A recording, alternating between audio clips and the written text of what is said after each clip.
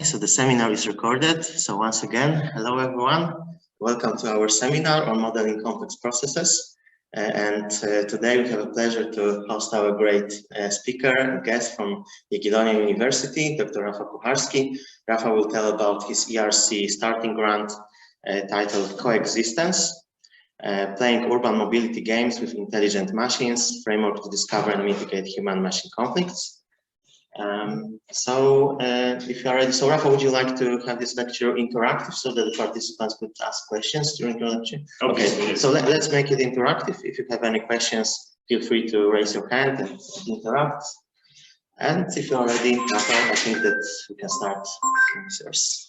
Okay, thank you, Paweł. Thank you, everyone, for coming. My name is Rafał Kucharski. I will not read the title for the first time because it's quite lengthy. Paweł already recorded it, read it twice, and I would like to introduce you to this topic. This is the ERC Starting Grant I'm about to start, and it actually just started, but the research will start in the coming months. And in front of me and the team to be completed, there is an, I hope, quite challenging and exciting 5 years of research on this topic. And today I would like to introduce you to what we are about to research, and what is challenging, and what is interesting, and what is the significance of this project. So actually, as a context, let me see here. As the context for the ERC Starting Grants, it's actually, for me, it's the first time when I can speak about it not in a very limited time. So pardon me if I'm being lengthy. I try to keep it in, let's say, 40-45 minutes. But for this proposal, this is actually quite a big proposal, and you need to synthesize everything into papers and to propose into 5 pages and 15 pages. And the interview is 5 minutes, so you can tell nothing in 5 minutes. It's just 5 slides in 5 minutes. So actually, for me, it's the moment when I was synthesizing for the past year everything, and now I can let the ideas loose and talk about them quite more freely. So let's start with the basics. The first critical hypothesis for this project is to be verified, and it's an open hypothesis. I didn't say it verified, and the hypothesis states that if we let the machines, intelligent machines, any kind of artificial intelligence into our cities, specifically into urban mobility, there can arise the conflicts. Conflicts meaning that there can be the actions of the machines, presumably collective actions of the machines, will have negative impact for us, for humans, for those who are not machines or not using the machines at this level, maybe. And this is then an experimental scheme to see if that is true, so to prove it, and then to mitigate. If we discover that this is actually true, if we demonstrate, then we'll be trying to overcome those things. So there is the context is that there is AI which is ready to enter urban mobility. Technologically, it is sooner or later about to come, and it offers promising relief to the transport system. The transport systems are probably one of the things that are most people criticize about and people complain about. If you have a chit chat and start talking with people, probably there will be politics, weather, and traffic jams, which people are complaining about. So definitely there is something to improve. And if we see that there is AI which can help us, this tempts us to hand over the decisions in the city to that kind of distributed intelligence and try to improve. But this is the paradigm which is well researched and well studied. But the downsides of this are not addressed. So I would like to see what is the possible downside of this. What does it mean, and what does it mean for the humans in this context? So the objective is to see if there is a plausible scenario with intelligent machines. Maybe I will adjust a little bit the screen because I don't see the text on the slides, and I think the audience also doesn't see it. Maybe like this. Even smaller. How about this? Okay. So we want to see that if machines can dominate the system, improve their objective functions, act efficiently from their perspective, and be negative to the humans. to others who are not using the technologies. So the agenda for this talk is to introduce this problem, to formalize a little bit about urban mobility, which is itself really complex and for me exciting and challenging, the system which lets us moving in the cities, hypothesize what can happen in the future of urban mobility, of transport in cities, and propose the research plan which can help us for this. And this is interdisciplinary. My background is not in machine learning, my background is in transportation, but it involves machine learning, game theory, reinforcement learning, complex systems, multi-agent systems, autonomous agents, travel behavior, human behavior, and that kind of thing. So having one only expertise is not enough. That's why the team will be diverse and multidisciplinary. And if you are interested in any of those topics, presumably there are some things to address with that kind of problems. This is the agenda for today. We'll start with urban mobility, then go into human behavior and game theory, a little bit of reinforcement learning, and then talk about intelligent machines, what we may expect, specifically the 4 conflicts that I have proposed to study. And then we'll look at the methodology and the summary. So that the methodology is proposed, there are not results yet. This is like more of a problem statement already with some insights, I hope. Just a short overview of myself. I work at the Jagiellonian University Group of Machine Learning. I'm running their Opus grant and already have the team of 5 people now, and now it will grow twice with this ERC Starting Grant. I was postdoc in Delft, TU Delft. I was working in a different ERC Starting Grant, critical mass, on the 2-sided platforms like Uber. Then I was at Politechnika Krakowska before. In Kraków, I did PhD with Guido Gentile in Rome on dynamic traffic assignment, and I have some experiences outside of academia with including a little bit of ML, data science, modeling, and software development.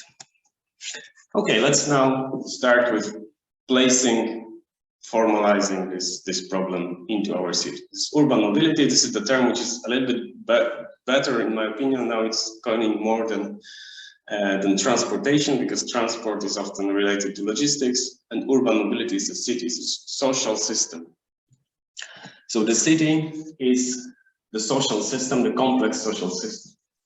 And the problem is to understand, predict, and quantify this spatio-temporal dynamics of how we move in the cities.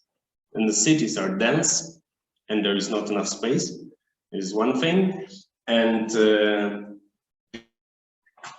so the key thing to quantify in the system is the demand. And the demand is our demand to travel.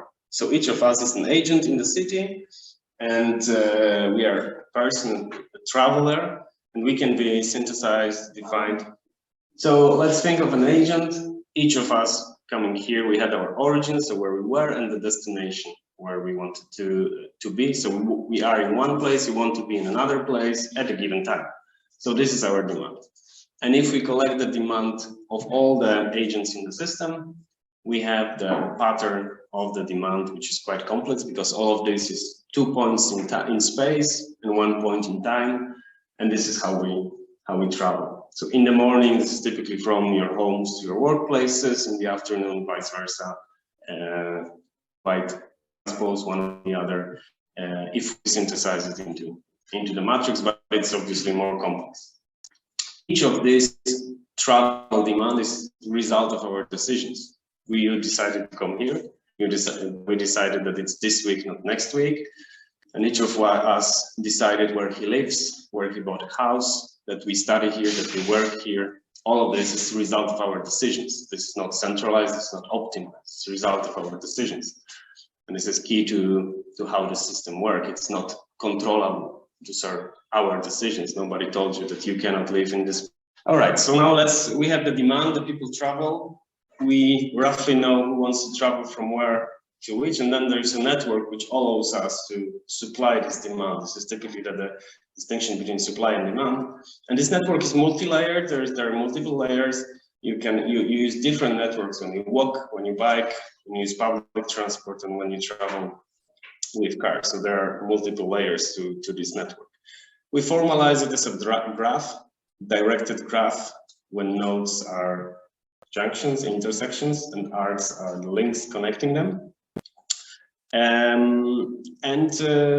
With this, you may travel from the left. You may find a path from origin to destination. And traveling is associated with the cost. And this cost, now let's call it as a cost. It's typically the time it's cost for us.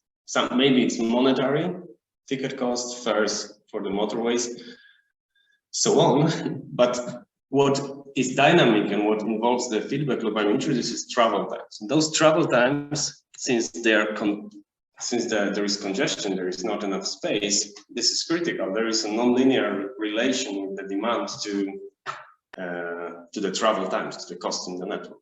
This is the simplest representation here, you may see. The fact you can minimize those. Yes. So the thing is that you can minimize. Yeah. The thing is nonlinear and it's increasing. It's an increasing nonlinear function. There are many different models which model it with more details. I think you had it on the lectures if you were following before, into fundamental diagrams, so on and so forth. These are the results for Warszawa, for Grujecka here, and this is the estimated so-called volume delay function. So this easiest formulation that you may have with this this formula here. It's called BPR, so Bureau of Public Roads. And since the travel times are the functions of flows, it means the more congested they are, the longer we travel. So this is kind of obvious. But what it means, and it's not so obvious, that it yields the feedback loop, which can be formalized as a fixed point problem or as an iterative contraction or some kind of relation, which states that the travel time is a function of flow, and this is like physical relation, that there is not enough capacity on the road, so we travel longer. But if we travel longer, we'll avoid the paths which are longer. So the flows are the function of travel times, and the travel times are functions of flows. And this is like the central feedback loop that we see outcomes unconsciously. We see and observe the outcomes of this feedback loop in our cities. This is formalized as an assignment problem, and there are many versions of this. There are many versions of this. The problem is, given the network and given the demand, we want to determine the flows and associated costs of these flows. And this is like the main fundamental result of modeling the transport problems in the cities. And one of the ideas that we may have is so-called user equilibrium. We'll go into more details in next slides, but it definitely states that you are selecting the path which is the optimal, which is optimal. Typically, this is the shortest time, shortest in terms of time. So you are choosing the path K, which yields the minimal costs on the links which as you travel with them. How can it be solved? One of the solutions which is possible, but it doesn't make much sense, is the system optimal solution. And the system optimal states that you want to assign people to the routes in such a way that all the demand is satisfied, so we all reach our destinations, and the total costs are minimal. So the total, if you calculate, for instance, the travel times in the network or the total fuel emission, whatever objective you set, you minimize it. And this is solved with quadratic problem, linear problem. There are different settings. I'm not following them because, as I was saying, that they do not make much practical sense, but they are solvable, and they give you the optimal solution of satisfying the demand. How you can close this? Okay. iPhone is poczekali. This one. Okay. Maybe move this bar. Yeah. Below. Yes. Okay. This is presumably most of the time empty. Okay. Okay.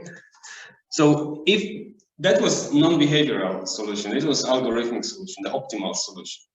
But now let's talk about the behavior. How do we behave? And the assumption here, which makes sense, and I think we all agree, is that we are kind of rational. We make decisions which are rational for us. And it can be formalized as the fact that probability of choosing a path is probability that it is the best path for us. And this is formalized here. And this means that there is an index I in this formula, which means that this is the best path for us at this stage. Why there's a probability, we'll come to this later, but now we can deliberate more about the cost. And the cost is composed of many different factors, many different attributes. And some of them are physical, like travel time and costs. Each of us travels the same number of minutes and pays the same for the motorway, roughly, or for the train ticket. But how we perceive it is different. And then it comes into the form of utility, which is just a weighted sum of attributes and their weights, those betas. This is in the discrete choice theory. It's all about estimating those betas from what we observe, how do people behave. And typically, this is like the easiest form here. We have this alternative specific constant, this B0, beta 0, which is just a constant term. And then there is a value of time, value of money, which is typically 1, but value of time can have a meaning. It's roughly average wage per hour. This can be estimated. There are studies on this, but this is like the rule of thumb estimate. And then it's error term, because it collects all of the things which are not covered with the model, how we perceive. Maybe we estimated differently, maybe we underestimated some parameters, and we didn't with the others. So there's a random term to this. This is all formalized and used in the discrete choice theory, and this is novel by McFadden. And this theory describes how do we make the decisions. The discrete choice models relate the choice made by each person to the attributes of this person and attributes of alternatives. This is discrete since we have the discrete actions. And the most common thing here to apply the easiest, obviously there is many different models, but if we assume that epsilon there is not normally distributed because it's kind of complicated computationally, but we assume it follows a Gumbel distribution, then we end in the logit model, multinomial logit model, which has a form like softmax, which probably is more familiar for you. So the probability of choosing an option is basically a function of its exponent of its utility with some shape parameter mean here, and it's divided by the sum of all the alternatives we have. So it's related to alternatives. So it's not only how good our alternative is, but how all the alternatives compare with ours. And the key concept here behaviorally, which makes a more flavor to the solutions of those systems, is that this is non-deterministic model, this is probabilistic model. And if all of us is facing the same situation, there is not one outcome. There is not optimal solution. If we are to choose, for instance, now if you go for pizza or for sushi, there is not optimal solution for this. Some of us prefer this one, some of us prefer the other. So this is behavioral threat. We have a different value of time, different attributes. And there is never 100% probability, so the model never only asymptotically approaches to probabilities of 1 and 0, with some tails depending on the sensitivity. And this shape of this obviously can be more rigid when we go for greater values of mean, or more flat if we are less sensitive to the changes in the attributes. And now it allows us to enter into the game theory and introduce another concept, which is Wardrop's equilibrium. And this relates into the state of how those systems are, what is the state of the systems. So Wardrop's equilibrium is paraphrased by Nash, but it was paraphrase from Nash, but it was developed historically. States that it was independently developed by Wardrop in 1952, the seminal paper, and it states that we are making rational decisions, and the system can be synthesized as the state of the system where the journey times in all routes which are actually used for a given context, for a given origin and destination, are equal. This is less obvious, but they are less than any others which are not used. So we are using only the paths which are the best in terms of time, and then it's deterministic, or in terms of our perceived cost, like before. Each of us has different attributes. So this traffic flow state, which we yelled, is the system in which we all make the choices which are the best for us, and it involves actions of others. So we not only take the choices which we expect to be the best, but the realization of these choices is also the best. So this is there are two concepts, two involved interpretations. One is that we have the choices which are optimal, and second, that this is stable equilibrium, so that if we treat it like a day-to-day game, iterative game, we end up in the same state of the system like the day before. So the equilibration is stable. It involves a little bit of ideas which may be stated like selfish routing. The brass products we discussed before with Pavel is somehow involved with this, but there are some nuances. So the solutions to this system, they can be different. And if we introduce those intelligent machines, connected autonomous vehicles into the system, it will become more evident. One of the solutions that is also there is all or nothing. So we use only the shortest paths, and we treat the network as empty, and we don't expect that anyone else is in the system. Then all the shortest paths in the system are very congested, and we regret this. So this is typically the first iteration to this solution. This is how we learn that this is a bad solution. And it also has no practical meaning, but you may see it sometimes in the papers that this is the state that they assume to be. The system optimum we already discussed. One thing is that we do not control this delta C, and this delta C is my costs minus the optimal costs. In the optimal system, you are routed by someone else, centrally controlled. So you arrive in 20 minutes, but maybe your optimal solution in equilibrium, user equilibrium, will be 70 minutes. So you are 3 minutes later. And it's not controllable. Maybe you travel 1 hour if it's optimal for the system. And in user equilibrium, we already discussed. And one thing that there is a risk to exploit is the price of anarchy. And the price of anarchy is the ratio of costs from the user equilibrium system, so the behavioral system, and the system optimum. So if it's 1, it means that how people behave and solve this selfish behavioral routing is exactly what would be the optimal. But this is rarely the case. Here are the results from 3 different cities and as a function of flow. So it changes very much with the state of the network. And in the empty network, you don't have this price of anarchy.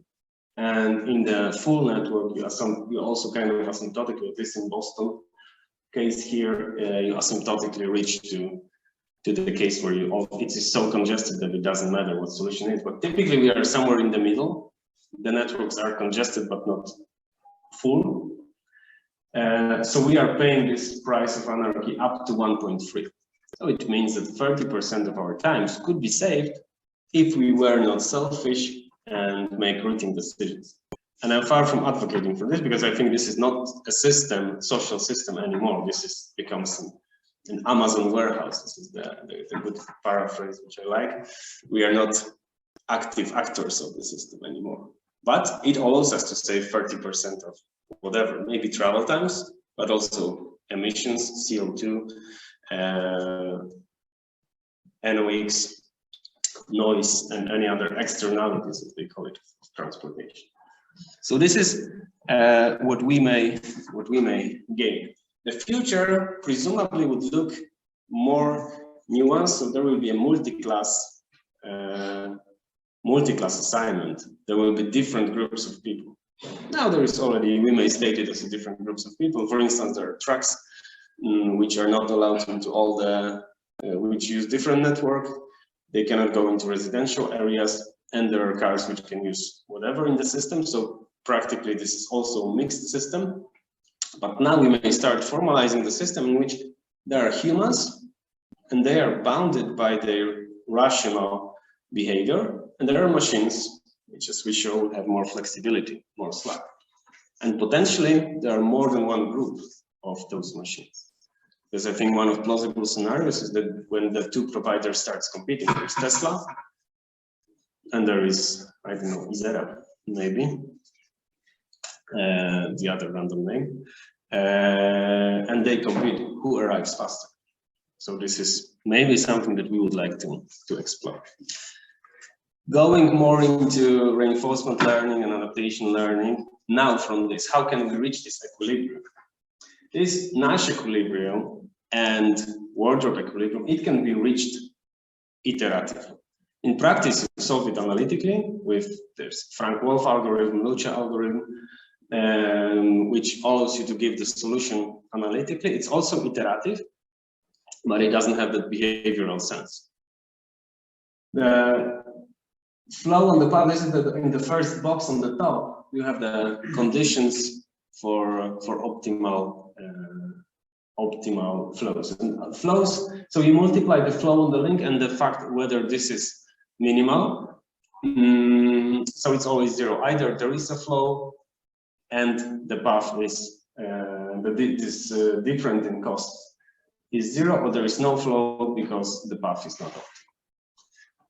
Iteratively, we can reach it in the multi-agent systems, and there are papers which are showing this. So you have a set of agents and a set of days, and they learn iteratively. Machine learning we call epochs or iterations. We may interpret it behaviorally as days, and each agent selects the paths, collect the feedback, what were the paths, what were the costs of the paths, and then build somehow of the function of previous experiences. So he builds experience from these experiments. And this converges slowly, but it converges into the state where these conditions are met. So this is how can we reach it, this solution. And then the agents do not communicate with each other. They're independent agents, and they reach this collective state of equilibrium. It can be easily rephrased as a reinforcement learning, and this is what I would exploit here in this project. So this what I was which I was saying before is nicely paraphrased in this classical loop of reinforcement learning. When the agent makes an actions in his action space, then the environment evaluates the action, so he receives some feedback, so it impacts the state and it gives him the rewards. So the rewards for us would be those utilities, and the state is the cost of all the links in the network. That's how we state it. This is not within the game, so we are not playing every intersection as we move in the system, but rather every day. So we select the path, and the next day we adapt to the path again. And we learn until it stabilizes. There are papers which are showing that this reinforcement learning can lead to can solve this multi-agent user equilibrium quite accurately. In practice, we don't need it because there are analytical solutions. Behaviorally, empirically, we have the case of Warsaw in Łazienkowski Bridge. There was a case in 2015 when on Valentine's Day, I don't know if you remember, there was some young couple in love, and they on some Valentine's one, the guy made a surprise for the lady, and they set a big fire under the bridge with some things. And the result was that one of the core bridges across the river in Warsaw was closed for 4 months, and it completely destroyed the system. It was the time when me and my team at Politechnika Krakowska were doing with Professor Szerata, we were doing the model, which was planned for a long time ago, because this was the first moment when you can see the system of Warsaw without any disruptions. Because before there was metro, second line of metro, there was Euro 2012 and all of the other investments, and it was the first moment. And a week before we started, Łazienkowski Bridge was closed. So it was a good opportunity to see how the system adapts to the new cases. It was really a big problem in many reorganization of public transport involved. And in practice, after 2-3 months, it stabilized again. So whether it was equilibrium or not, this is debatable, because empirically, some people say that what we observe in the system is equilibrium, some don't, but this is a nice concept. But it stabilized, not equilibrate, but stabilized after 50-60 days. So this is how we people learn. Obviously, reinforcement learning would need much more iterations than this. Also, those analytical algorithms I was telling you about, they require some 10 to the power of 6 or 10,000 iterations. I remember a press article from the time planning that about 20,000 vehicles disappeared. Yeah. From the network. This is other layer effect that you may have, that there's so many different adaptations in the system. Specifically in the corona, those demand patterns that I was introducing before, they are result of the decisions, and those decisions may be different. Like you are saying, Pavel, one bridge is closed, so I don't go to the other side of the city because it's just too much of a hassle. And the other is that there is corona, COVID, and we don't travel because we can't, or after the corona because we see how nice it is to work at home from home office. But this is at the other level. Okay, so how can we interpret this human learning, this reinforcement learning? This is the conditioning that we have, and we are kind of predictable, or we would like to think about ourselves that we are heterogeneous, complex, free will, and we do whatever we want. And I think the rather opposite is true, that we are very predictable. Those actions can be predicted from the assumptions of our rationality, of our learning process, and they can be easily tricked. So one instance is that this trivial formula of exponential smoothing actually works nice in representing the learning and stabilization of the system. So we basically wave with, say, 5% our previous experiences, and we collect the old experiences with the new experiences. So this is very easy case for to predict, as I will show in the future. So for the future, what will change in this system? All of this before were just system with the humans. And this is already complex, already interesting, many things which can be formalized there nicely, involving already the reinforcement learning, the games, equilibria, discrete choice theory, networks, demand modeling, and so on.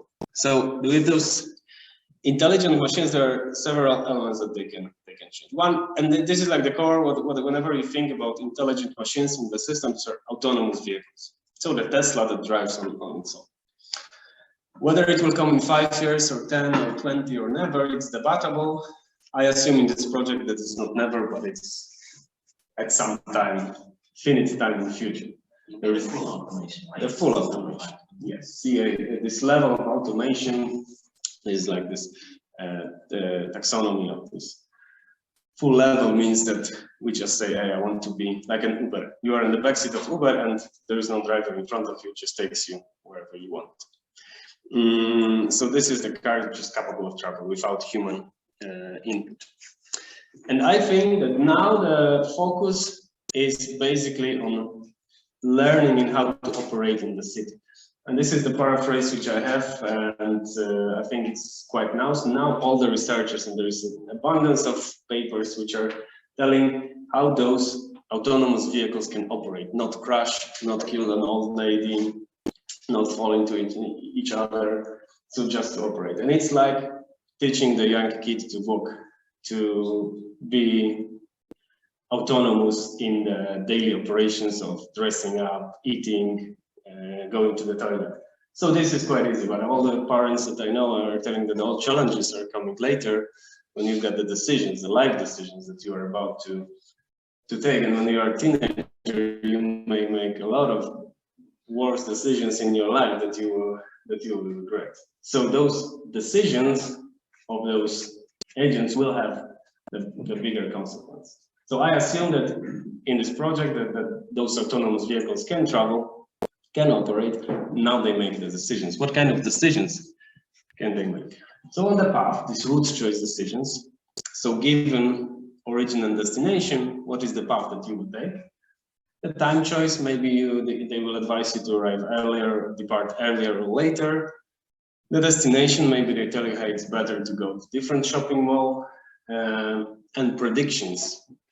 I know what happened yesterday, but I know what will happen tomorrow, and based on my experiences, this is the expected state of the system for the future. And other in the second block are decisions not made by autonomous vehicles, but rather by the system operators. And this is some interesting things: is pricing, discriminative pricing, and servicing the fleet of vehicles. I will give you examples of this.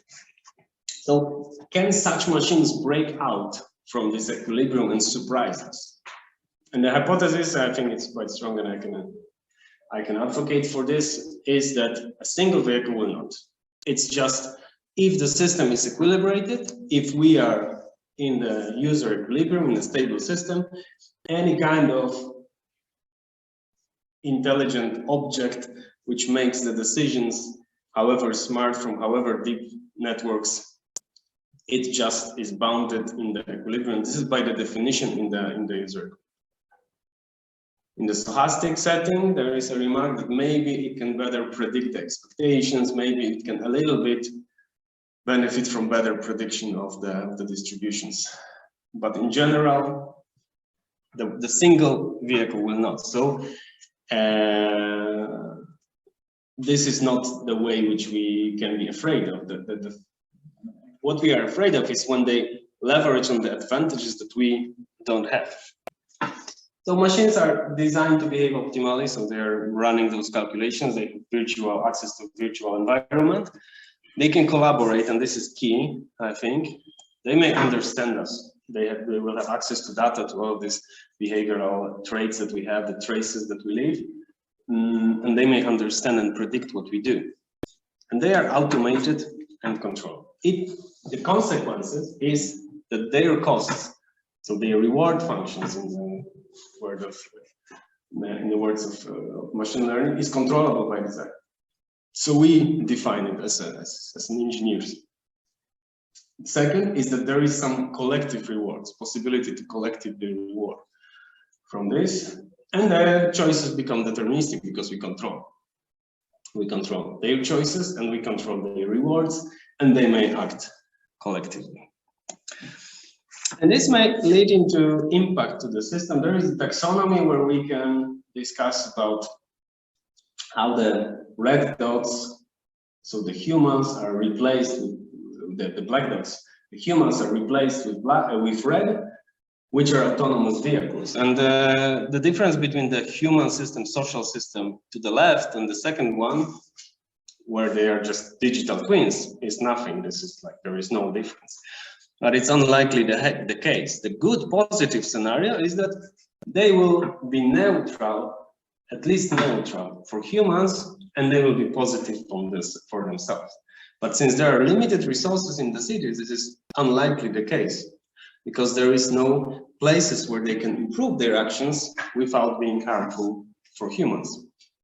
So rather the last case is feasible, I presume, and we would like to experiment. The last case is that their actions improve their rewards, but they make our humans' average costs worse. So there are those in the circle, with the circle, there are marked 4 people who have negative impact on the system, and they are tweaked, controlled to act differently, and their impact to the system is lower, but their personal costs are greater.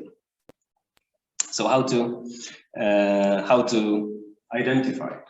I propose the 4 games, 2 of which I'm quite confident with, the 2 of which I'm not so confident. They are just to make a bigger spectrum. But this is an open-ended set of games in which the machines can be. One is the root choice game, and then the collaboration of machines will trick us. Then is the adaptation game, the day-to-day. And the 2 later, I'm not so convinced, but let's try to experiment with them. And this is an open scenario where we can have more of those games. So let's think about the root choice game. So we are in the equilibrium. This game takes place in the system where everything is equilibrated. We are in the state where all the demand is replaced and is satisfied. The system is stable.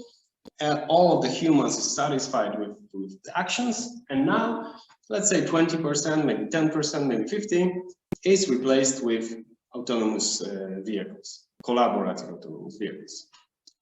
So the vehicles know the state of the system and can act now. They may identify iteratively by learning how to trick this, how to avoid, how to reduce their costs. So they will be just having a big computational power and the algorithms, DQN networks, whatever reinforcement learning algorithms to act and improve their rewards. So one of the breakouts is the possibly using on the adaptive signal control. Like here is the example. So in the equilibrium, there is no need to use one of those bottom inlets. There is just one vehicle. But if collectively those autonomous vehicles go into the inlet, this adaptive signal control works like the more vehicle, the more demand, the more green light is given to the vehicles. And this may lead into one of the holes in the system that will be exploited by the algorithms. And then the queue for the humans is longer and those vehicles travel faster. This is still a hypothesis, and let's see if maybe next year you will see it in the paper and at the conference that this is demonstrated. Let's see. The other, and in the previous game there was no adaptation. It was just one-shot game, and the humans were static. It was just a static byte. Now it's a little bit different because we adapt. This is the next state. We were tricked yesterday, and now we react. What do we do now? What is the next phase of the game? How do we react? We realize that we have been tricked. What do we do? And I think this is even worse because the machines will kind of predict what we do. We are, as I was saying, the hypothesis, we are rational utility maximizers and we will be tricked in the system. So one of the things is that they will predict our next step and will exploit it. And maybe even they will not let the system equilibrate at all. So you see that maybe not so visible, but there are damping waves, oscillation waves observed after the equilibration of the system, like this case with Wachenkowski bridge. And it stabilizes, but maybe it will even be non-damping anymore because the machines will be tricking us, be always one step ahead and benefiting from this. So this is another dimension of the game. The third one, I would be maybe a little bit faster here. It's price discrimination. So the machines will set different prices depending on our behavior. So maybe you are paying the Uber price, which is function of your behavior and which is function of your current situation. Maybe if you lost your connection, you are in a hurry, you need to arrive to pick up your kids from kindergarten. It is readable from your digital traces, and then they give you different prices. But here the context is not so obvious for me anymore. The other is repositioning game, and here the hypothesis is that how you expect the demand as a fleet of Uber vehicles in the system, you can optimize it, you can predict this one with central organization, and this with a big probability will be a better outcome of the system than people that just individual drivers repositioning their cars as wherever they want. But I think there is also another layer which is exploited in this distributed platform networks, where the humans have advantages over the centrally controlled algorithms. We are more resilient. There are studies which show that those distributed markets are more resilient and have some advantages. So maybe in this game it will be visible. So what is the method that how to show? So there will be a virtual environment of the city, agent-based model of the city. In this, we will formulate the games, and we will introduce the learning machines.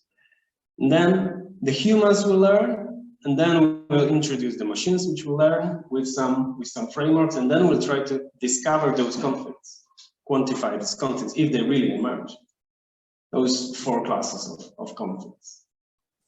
And when we quantify it, when we observe it, we can formalize it and then try to introduce it. But this is still on the go. When we discover and know what the conflicts are, we can use it as a feedback for learning, so that the machines are now controlled by some central maybe authority, and we now know that those conflicts are about to emerge, so we can control the transparency of the algorithms and force that maybe, okay, you act, but you are more in at least this positive neutral for humans case rather than negative. So this is the mitigation phase. Okay, and this is interdisciplinary with 3 different PhD students. I'm looking for PhD students I will introduce. 1 postdoc, and this will be a team which will run in this project with possible outcomes which have nice findings, maybe a breakthroughs. So what we will be using, there is actually a big variety of softwares for traffic. One which I presume we'll be using for traffic is Sumo. It's open source, it's C++, but it's Python APIs. Others are commercial and are at some point eventually they're black box. Eventually they are black box. For modeling the demand in transport systems, I was working with Visum, but this is still commercial and at some point black box, so I would use Maxim, presumably. And for human behavior, there's a lot of, for all of those elements, there is quite a lot of empirical data. And one of the ways to estimate and understand the discrete model is BioGym, also in Python. So we have those elements. And for deep machine learning, this is ongoing, and multi-agent reinforcement learning is, I think, one of the cutting edges of machine learning. And there's a number of challenges that are different from the classic cases. So this is multi-agent reinforcement learning. The environment is dynamic within day and day to day, so it adapts with actions. It is non-deterministic, so you cannot fully predict what will happen at many layers. There is non-linearity of costs in this. Congestion is non-linear. Actions are discrete, and you may identify this pure conflicts only when you let them collaborate. Or letting agents collaborate, it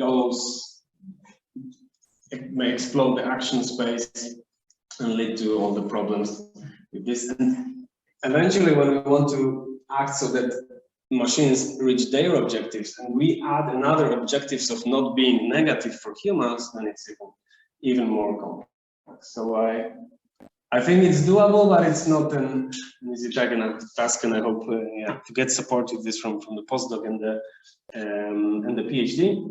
This is, by the way, one of the assumptions in the ERC grants, that you cannot be a fully expert in the field. You need to jump into something new. And merging between the 2 fields. So I feel I'm not that bad in transportation, and I will use some help in machine learning, and my experiences will be better with this. with the help of the teamwork. Okay, so I have 3 positions here for the PhDs. One is defined, but this is a little bit flexible. One is deep reinforcement learning PhD student with the background, presumably alumni of this faculty or UMUM, with experience with reinforcement learning, and it will be his task to let the agents learn efficiently. Another is to simulate the transport system. So this is transportation engineering, someone with the good background of what I was talking about, the transport system. Another is quite free. It's either someone from complex systems or from maybe from game theory, someone who gives a broader perspective, maybe even sociology or something. Here I would be open to just give a new light into adding more social components or more formal components into this analysis. And the postdoc, me and the postdoc would be 2 pillars with, I think, me from transportation and the postdoc with reinforcement learning.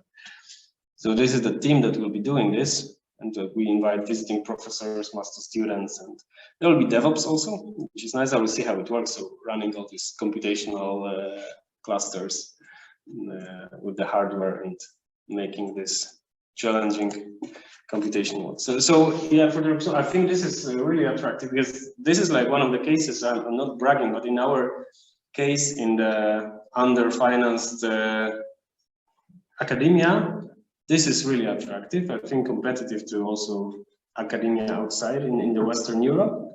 We still have the prices which are way lower than in Western Europe, and working here with this project, I think it really can pump your CV, because this ERC grant is something which it's nice to have it in the CV, so we may be happy about it to show it in our CV. So yeah, I would be happy to share this stamp to CV to the nice candidates, and I'm happy that this is the case where I can actually propose some attractive, really competitive next 4 years for some of the new people to come and then help me with this project. Okay, so yeah, this is something which this project all in all. I think this is something when you write a grant, and then there's a moment when you receive it, you're obviously happy, but then you're also petrified when you read it again. What did I write? And now I need to run it. But for me, this was actually the case when I was really stressed reading this again after reading. But then I was really, I thought, yeah, this is nice. When do we start? This is challenging. It's not going to be easy, but this is something I would like to roll my sleeves and do. And it opens into many problems. And also with many, at least for me, this is the first project which I can really communicate with my peers, with my family. So typically at the Christmas Eve and the family gatherings, everybody was asking, "Hey, Rafa, what are you doing?" And my grandfather and my aunt was like making big eyes, didn't understand anything. And with this, I can synthesize in a few words, like, yeah, this is what I do. And oh, this is interesting. And before I didn't have that kind of cases. Yeah.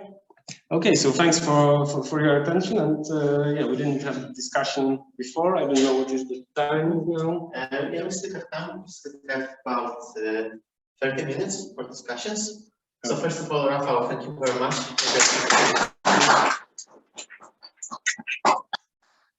All right, it's time to discuss and time for questions. Do we have any questions here in our room or maybe by Zoom? So actually, I have 3 questions, so I can start. I know that you're going to also model this demand part, right? So making decisions by the travelers, by the passengers. Are you also going to consider that with the presence of autonomous vehicles, some passengers may just, or people in cities may just stop buying cars, or they can just sell cars and then move to autonomous vehicles? And then, thanks to that, the travels using autonomous vehicles might be shared more often, right? So we also work on mobility as a service project, so you know what I mean. And thanks to that, there is a potential that we'll have less vehicles in the city in total. So even though even though the machines may win against humans in this case, it's possible that for humans it will be still, so the traffic condition will be still better due to the fact that there will be less vehicles on the roads. Do you think it's possible? Are we going to investigate? I hope, yeah. My previous studies that my team now is conducting, so we were talking about autonomous vehicles, connected autonomous vehicles, and then there are shared autonomous vehicles, which gives this slack that you don't need to own a vehicle, so it relieves a little bit of pressure from parking. But the recent findings is that this is not so evident. They need to come back. The demand in the critical hours, the peak hours, is not that affected. But the other, which I explore now with my team in Krakow, is pooling. So more than one person in one vehicle. And this is actually possible. So this is shared vehicles in the sense that not like a shared bicycle, that there is one physical thing which is subsequently used by different people, but two people are traveling in one. Two or even more, right? Yeah. Because there may be like some buses, small buses or vans, right? People can just travel together. So one public service. So this is like a little bit of political and decision of forcing. It's. I don't think it's super controllable by the researchers. We may just assume it in the scenarios whether people will adopt for this or not. Yeah. There was big hype for mobility as a service, and some people were predicting already 2023 would be after the revolution. Nobody would own a vehicle anymore, and I don't know that happened. Do you think that the presence of autonomous connected vehicles, especially connected and communicating, the fundamental diagram may change? So with the same number of cars, the same densities, the travel speeds may be higher, so the travel times may be shorter. And again, thanks to that, even though we have more autonomous vehicles, and that even the number of cars, even when the number of cars is the same, the travel times may be shorter, right? Because the cars may communicate, the traffic may be better harmonized, synchronized as well. So maybe the traffic conditions will be better. Do you think it's possible? Are you also going to model this? Not this, because there is hundreds of people who are already doing this, so I'm not joining the crowd. But this is definitely true. There was also, again, there was a hype that with autonomous vehicles, we don't have traffic jams anymore. And those videos when cars were not passing for each other like particles without the queues. But it was followed by the critique from traffic engineers. There are some advantages, but limited. So on top of that, maybe there will be like two orthogonal directions. One would be that the traffic is smoother with the autonomous vehicles, but also not so much smoother in the mixed conditions, but still smoother because they accelerate faster, they're smarter than us in operations and in driving. And the other is that they have different equilibrium, better equilibrium. So this is like those two orthogonal dimensions which we may exploit. And I think this one is already exploited with the smoothness of traffic flow, and I would like to join this other stream. Okay.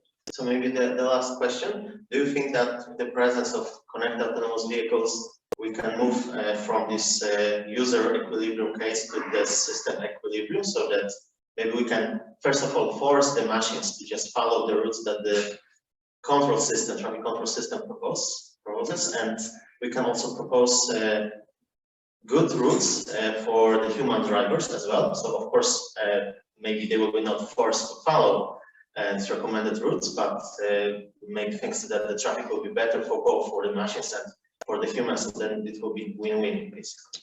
Yes, it is. Okay, so I was involved in several discussions, typically in the review process of researchers from countries which there was a correlation. Those researchers were from totalitarian countries, and they oftentimes proposed the system optimum as an optimum.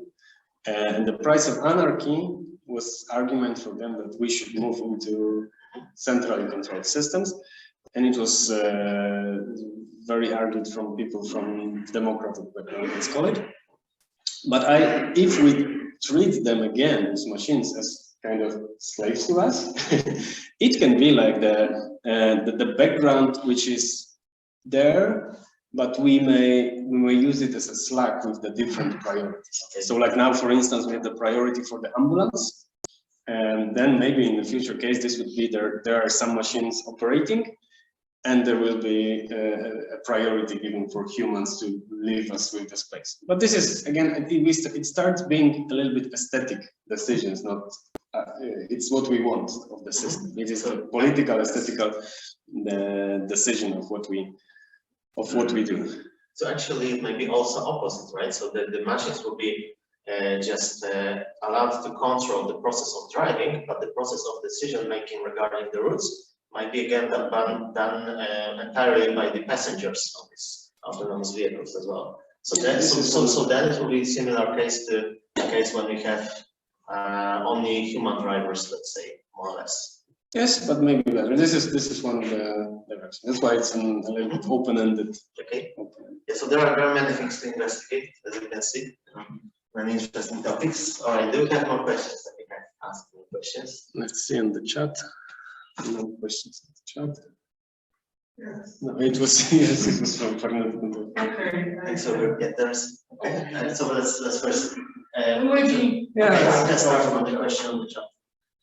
Can you say more on how you intend to integrate the simulations with reinforcement learning?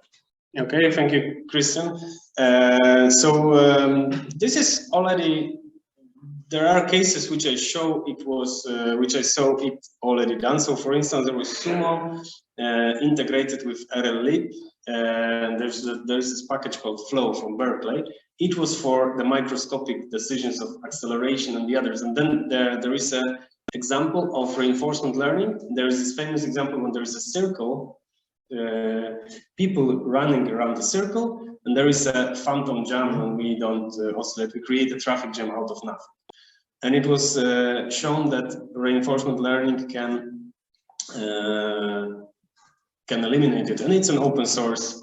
It is using kind of not super popular reinforcement learning library, but I also saw Sumo and some cases with traffic in gymnasium and petting zoo, I think, as the example. So this is doable. And I had one master student who was doing, actually now two master students doing reinforcement learning with traffic.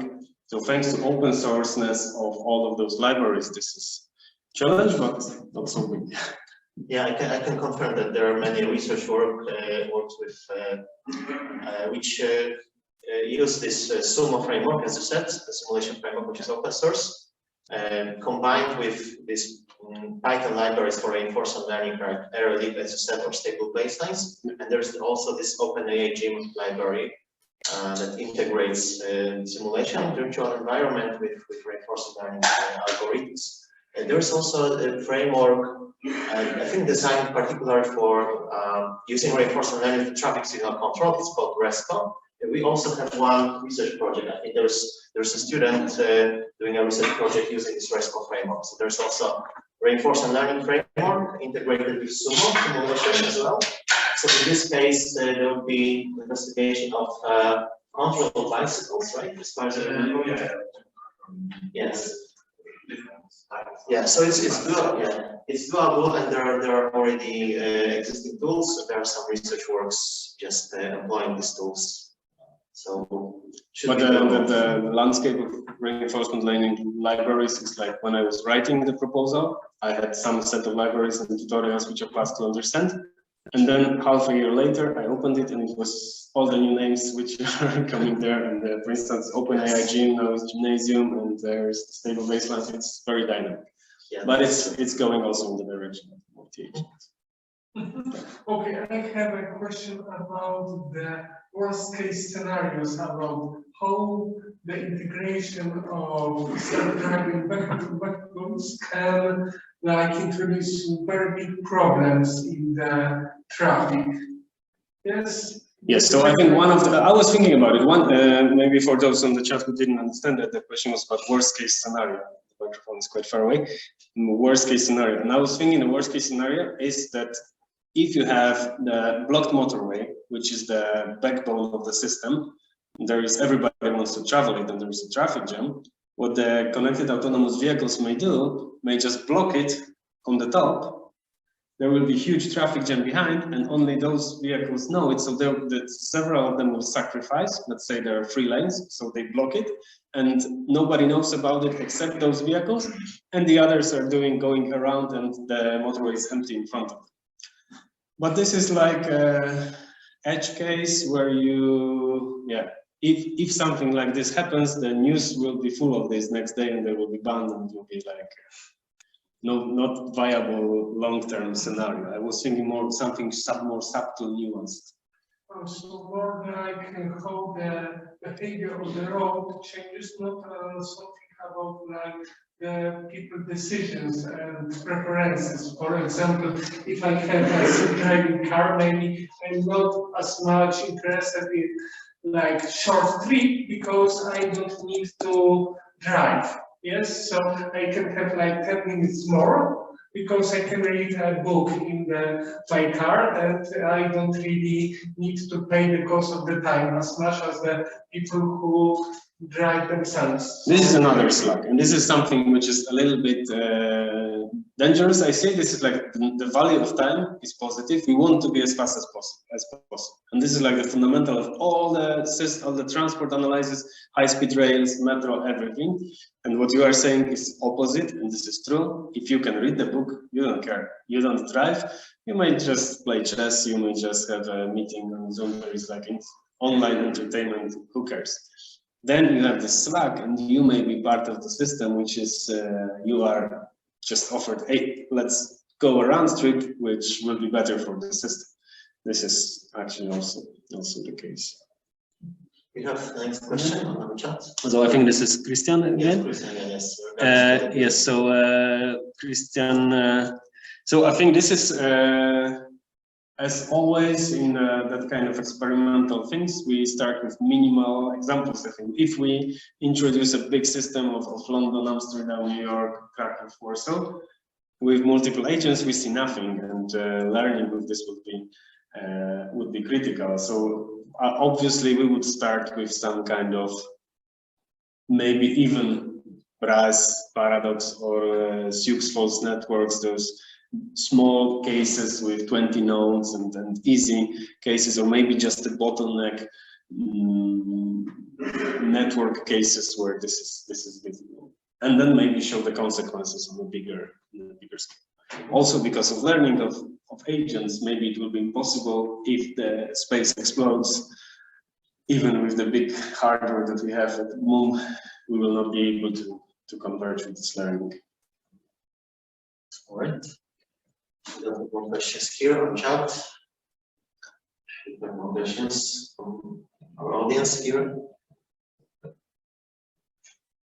Probably not. So I think we can finish. So okay. Very nice presentation, very nice discussion. Also, okay, there is Daniel. You can unmute yourself if you want. I'm not sure if I can ask my question in words. It's a bit too time consuming to type it in. Can you hear me? I can hear you. Yeah, we can hear you. Yeah, thanks a lot. It was very interesting, Rafał. In my perception, somehow the problem that you outline is kind of a resource allocation problem where, economic theory might help a lot. If I try to translate your problem statement, it's mainly about whether the externalities in traffic that machines will generate will differ from the externalities that we humans normally generate.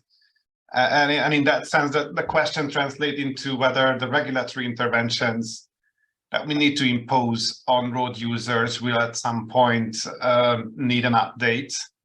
That's that's something where some previous solutions can be utilized. For example, the theory of incentives and actually a road pricing scheme which would enable a shift from the user equilibrium to social optimum is already in the literature. So I'm not sure how far we are from adopting that theory in a context where machines replace human decision makers.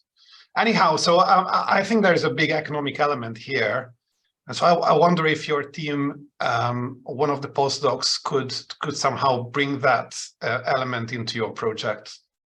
One of that's what I like about transportation. It's so interdisciplinary. I don't have these experiences with econometric background. I know you have. So yeah, happy to discuss it with either the PhD, which would be there, or yeah. This is actually, I am quite sure there will be a lot of inspiration and a lot of reading may bring food for thought for this. So thanks for that. Surely. Thank you.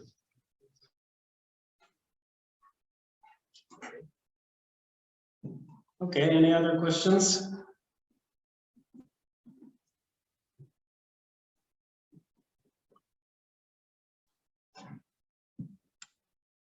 Yep. That's some questions now. So, yes, I think we can finish. So, Rafał, thank you once again for a great presentation, answering all the questions. Yes.